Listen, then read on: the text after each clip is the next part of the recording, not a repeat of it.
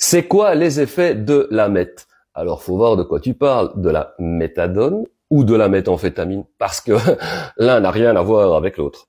La méthadone, pour l'expliquer vraiment très rapidement, c'est un opioïde qui est employé comme substitut aux produits de type héroïne, par exemple. Et le but principal de prendre de la méthadone quand on arrête l'héroïne, c'est de calmer les signes de sevrage, de ne pas trop les ressentir, éviter même de les ressentir, et c'est aussi là pour calmer, comment dirais-je, l'effet de manque, le craving en fait. La méthamphétamine, c'est vraiment, c'est à l'opposé, c'est complètement pouf à l'opposé. La méthamphétamine en fait, c'est des amphétamines plus qui peut se fumer ou se sniffer. C'est un petit peu, ça dépend des us et coutumes de chacun. Et au niveau des effets, c'est voilà, c'est des amphétamines, mais en bien pire, et ça déglingue encore plus vite l'usager.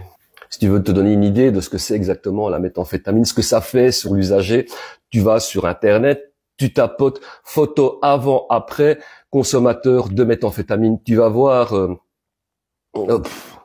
c'est choquant. En très peu de temps, la personne, tu la reconnais plus quoi. Hein.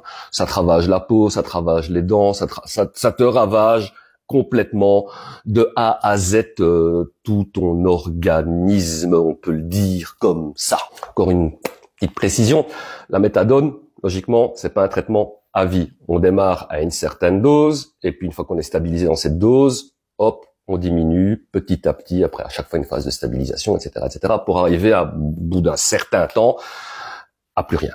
La méthamphétamine, pour l'arrêter, moi j'ai quand même envie de dire, mieux vaut aller consulter évidemment un médecin et d'envisager de faire une cure, voire même une petite post-cure, suivie d'un suivi psychothérapeutique, parce que voilà, dans le craving à l'héroïne, c'est pas de la blague, celui à la méthamphétamine, c'est pas beaucoup mieux, on peut le dire quoi.